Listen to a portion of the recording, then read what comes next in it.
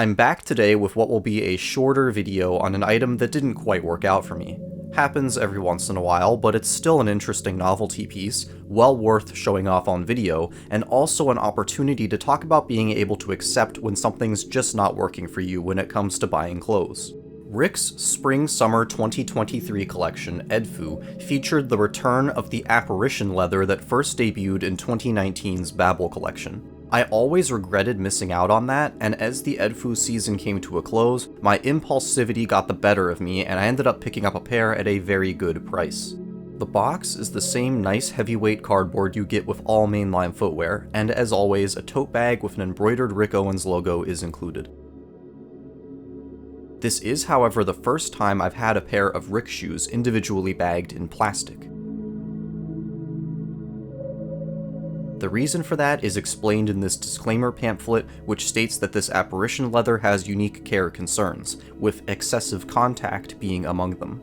The Cargobasket has been around for basically a decade now, maybe a little longer, but it seemed to kind of get shelved for a few years only to re-emerge more recently in the Tyrone era, now regularly being produced in multiple colorways each season. Obviously, the concept of the Cargobasket is to extend the Geobasket into a boot. However, it is lacking some of the details that you'll find on a Geobasket, like the lateral stripe, and most notably, the puffy padding on the tongue. Here, it's completely flat, which is a bit disappointing and I feel detracts from the look.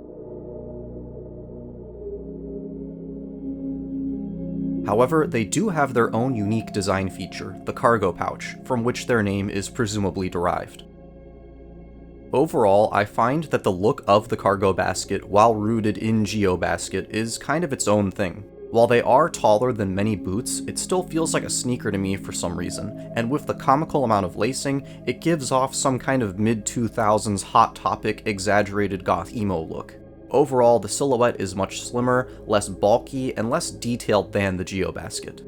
However, in this specific instance, the Cargobasket design really takes a backseat to this bizarre material choice. The first thing I think needs to be said about the Apparition leather is that while its appearance may be exotic and its price tag high, it is not a luxury material in the traditional sense of the term.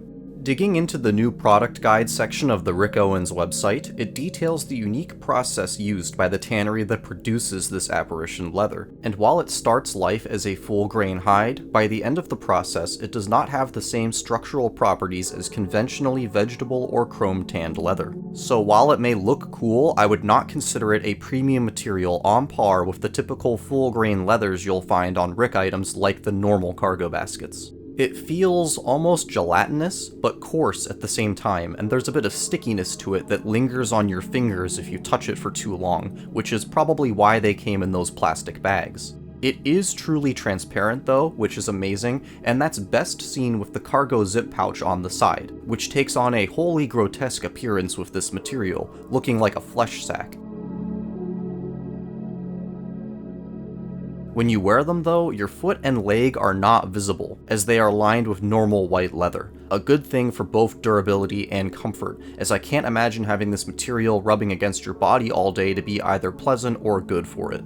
There is no denying that this material is visually interesting. It delivers on the seemingly impossible promise of being a transparent leather. I've never seen anything like that before, and from a novelty perspective, I could argue it's the most impressive material I've ever had in hand. However, a lot of sacrifices were made to get there, and they do not instill the same sense of confidence that a typical pair of full-grain leather Rick Owens sneakers do. I'm obviously not going to test it, but at its thinnest, unlined part, the zip pouches, it feels delicate. It feels like if you rubbed up on something the wrong way, it could pretty easily deform if not tear, though maybe that's not the case as it does feel quite elastic. Regardless, you've still got a lot to worry about with these according to the disclaimer pamphlet. Color, wax transfer, sun damage, heat damage, moisture, etc.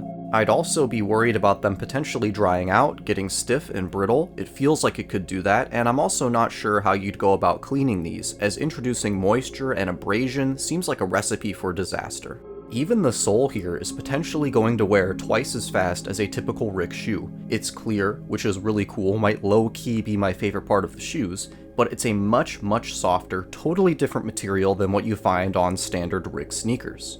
So with both the more delicate nature of the sole and upper material in mind, I cannot recommend these as a daily wear piece. And that's fine, this is firmly in the world of runway statement pieces, something you get after you have a solid baseline of items and then break out every once in a while as a showstopper piece. It's really more of a collector's item in that sense.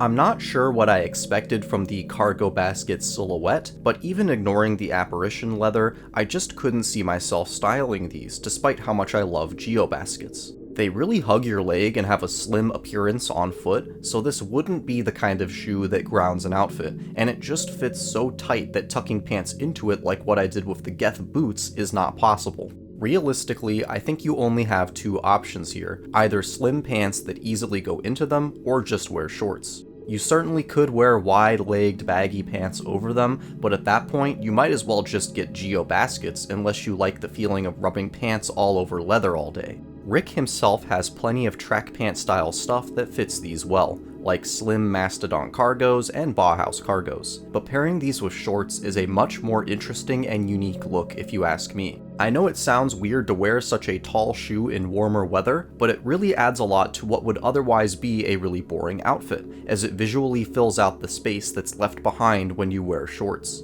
When it comes to this specific model, styling is going to be more difficult. They'll obviously be the flashiest thing you have on, a huge statement piece. With the more standard colorways like black or milk though, I think you can get a lot of use out of the Cargobaskets, if the looks I described are something you're into. Sizing here is the same for me as any other new pair of Rick shoes. I went true to size EU42, US 9, and they fit great for the 30 seconds I had them on. Like all other pairs of newer season Rick sneakers, these come with comfort insoles which are genuinely comfortable.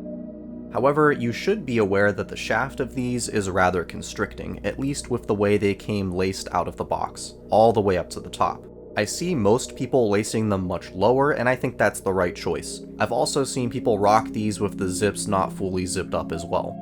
As I mentioned at the beginning of the video, I'm not really enjoying these all that much. I'm definitely going to be selling them, but I'm not too stressed over it. It's something that happens, it's inevitable, and at least it was with an item like this that will hold value. I think it's better to be real about it than to cope and try to fit a square peg into a round hole. There's tons of stuff I enjoy and would like to wear that even without having in hand, I know would look horrible on me, or in many cases, would literally not even fit on my body. Bull and banana pants, almost every clothing item in the Balenciaga store, and honestly, most stuff in general, I'm really small. At first, this whole fashion world seemed like it was about finding things that you think are cool, or keeping up to date with whatever's hot. That certainly is a component, and it's where I think everyone starts off in their interest in fashion, seeing something they think is cool. But once you really start amassing a collection in real life and wearing it on your body, at least for me, the goalpost and the mission evolved.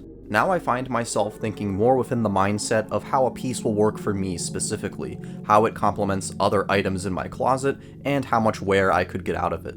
Philosophically, where is it at, and does it match my current flavor of style? And I think most importantly, does it work on my body? That last one is something that takes a while to crack, especially if you have an atypical size or proportions which are not often represented in high fashion models. Getting into this stuff honestly requires a lot of blind leaps of faith if you're mostly restricted to online retailers. Picking out stuff that will look good on you is a skill set that has to be honed, and I think I'm getting reasonably good at it, but this is an example for me of a time where it went wrong.